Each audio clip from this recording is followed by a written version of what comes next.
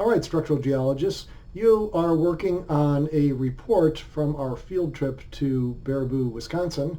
And as part of that report, you need to do a structural analysis of the syncline that we interpreted in the Baraboo quartzite. The reason we want to do this is because if we can determine what the axial plane of that syncline is fairly accurately, then we can interpret the direction of sigma 1, the maximum principal stress. Once we know that, then we can start to make some interpretations of the paleotectonic situation. Where was the stress coming from? What might have been causing it? So let's quickly review what we're looking at here. We visited multiple sites in Baraboo, and we had our first site here was Point of Rocks. We measured strike and dip there. We had another site up here along the East Ridge Trail. And then on Sunday morning, we stopped at the Lower Narrows. And then we went to Abelman's Gorge. And at each one of those localities, we're going to call them localities, you made multiple strike and dip measurements of the bedding of the Baraboo quartzite. And now you need to use that information to determine the characteristics of the syncline. We're going to try to simplify it and take a look at it. So you've got a whole bunch of strike and dip measurements. How are you going to do that? Now the first thing you really want to do is stop and think about what the structure is. So the example I'm going to walk you through here is going to not be not going to be on the Baraboo syncline. It's going to be a completely different, totally made up example of a different kind of a fold. But let's take a look at this and see if we can figure this out. So in this fold, as you look at this geologic map, sorry, I don't have a scale bar here, I accidentally eliminated it. But here we've got a geologic map that's just showing strike and dip of bedding at 4 different localities. And each one of those is basically an average strike and dip. So if you were actually in the field at locality number 1, you'd take a whole bunch of strike and dip measurements. And from those strike and dip measurements, you want to derive basically the average strike and dip. And the way you're going to do that is plot the poles to all of those planes and then get the average pole from that using the Fisher vector distribution, or you can actually, on the stereo net, find the pole that's in the middle of all of those poles pretty well, and it should work just about as well for you. So if you have 10 measurements at locality number 1, you're going to have 10 poles, and you're going to figure out the average pole. If you had 10 poles or 10 measurements at locality 2, you'll end up with 10 poles. And then from each one of those, we want to end up with an average. And the first thing we want to do is see if it fits, if all those poles fit along a great circle pretty well, in which case that will be the profile plane, and we're going to then interpret that the fold is what we call cylindrical. And then we want to figure out the axial plane orientation of this fold. And to do that, we're going to use only 2 measurements. We're going to take 2 representative measurements on opposite limbs of a fold. And we're going to say that those are representative. They're essentially opposite limbs apart from one another. So when you go back to your data, I'm going to suggest you choose data from the East Ridge Trail and the Lower Narrows, because those are basically the 2 localities that we have that are nearly across on opposite limbs across from each other, more almost perpendicular to the axial plane. Not quite, right? We're going to interpret the axial plane comes through somewhere like this, but these are going to be the closest that we get, because Abelman Gorge is way out here to the west. So let's focus on Lower Narrows and the East Ridge Trail for your axial plane calculations. So for this example that we're going to look at, we're going to just choose these 2. Now you should be able to look at this and say, we've got a plunging anticline, right? If this is all one layer, then we've got an east limb of the anticline that's plunging towards the east and northeast, and a west limb, that's dipping to the east and northeast, and a west limb of the anticline that's dipping over here to the northwest. And we have 4 different localities. So the first thing you want to do is visualize this, and even better, sketch it, right? Print something like this out and sketch it. So if all of those measurements are essentially on the same bedding plane, if we don't have any reason to believe otherwise, we can kind of connect that bedding plane through the map on that dashed line. We're going to call that one one layer of rock. And so now we can see pretty nicely that it's an anticline that is plunging towards the north, which means we can add in, just sketching it at this point, we could orient it much better later if we actually know the orientation of our hinge line, which we're going to figure out here in a few minutes.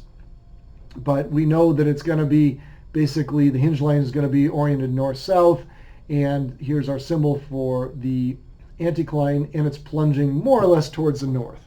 Now, what's our axial plane doing? Well, we have pretty similar dip angles on the west limb and on the east limb, so our axial plane ought to be close to vertical here, at least at a high angle. And you should find something like that out at Baraboo. It's not going to be vertical, but it's going to be at a fairly high angle. And so if we envision a cross-section view from A to A prime, let's superimpose a cross-section just sketched from A to A prime. I'm going to superimpose that right on this geologic map. Here's our cross-section from A to A prime, so this is the land surface coming across here. And we got bedding here on the west limb that's dipping at 46 degrees. So this is a 46-degree angle here. So the bedding is just indicated with the heavy brown line. And similarly, the bedding on the east limb is dipping essentially towards the east at 47 degrees. So I'm just sketching that in. And I'm just visualizing our axial plane is striking roughly north-south and dipping at a high angle. It's probably not exactly vertical, but it's pretty close to that. So the first thing we do is visualize what we are looking at. So now we want to go to our stereo net. And you're going to have a whole bunch of data on your stereo net that you have entered in. So what I did at those 4 localities on that geologic map is for each one I had multiple strike and dip measurements. And so what we see is our stereo net here turns into a bit of a mess. But fortunately we can see that most of these planes here, I've got 4 different localities, so each locality is I plotted in a different color. You don't have to do it this way, but it was an easy way for me to show this to you so you could keep track of it. So the west limb is in blue and purple over here, and the east limb is plotted as planes in green and red over here. And we can see that those planes mostly intersect pretty nicely up here. And remember, we said it was a north plunging anticline, so that is a plot that we would like to see. And now that I plotted all the bedding here, I look at this and say, wait, what is up with this? And if you run into some bedding planes that you think are just way out of whack, that things are not plotting where the others should, according to your field interpretations, then I'd say just get rid of that. You don't have a lot of confidence in that bedding plane. So this bizarre one here, I'm going to find that in my data set, and I'm just going to get rid of it. So I'm just going to click on that one. That's the one I'm talking about. I'm just going to say delete, gone, stricken from the record. Now I don't have to worry about that anymore, and I can use the data that I'm more confident in to make my calculations.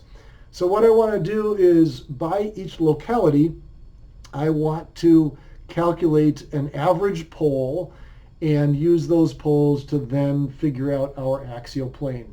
So let's just start with locality number 1. Here are these planes in blue, and I plotted all the poles to locality number 1, and they look like that. And then from those poles, I calculated an average pole.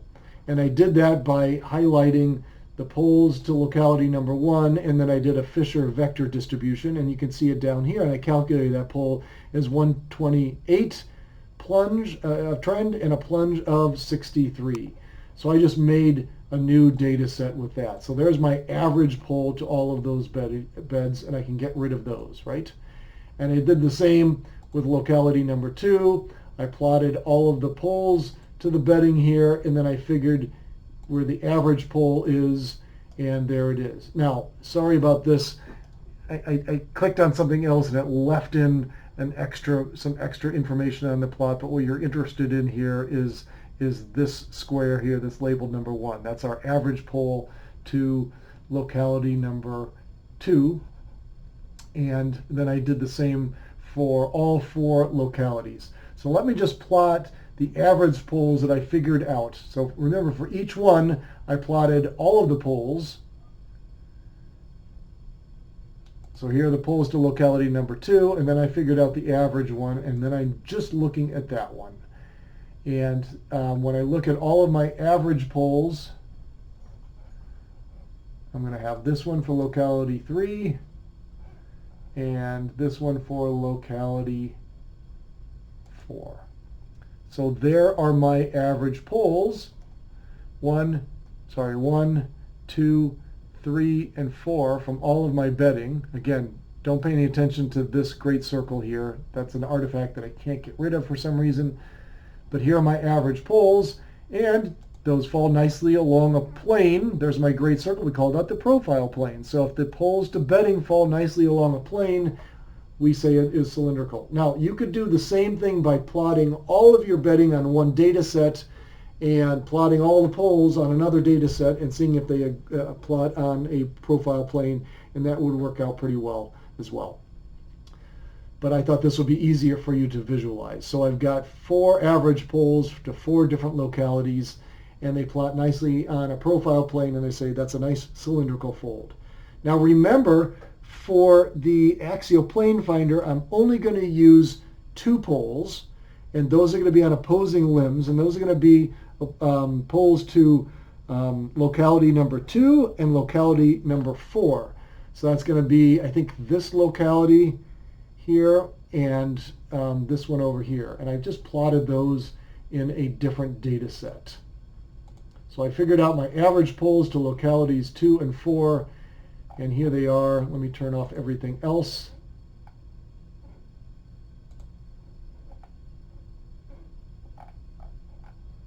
Yeah, sorry, yeah, there we go.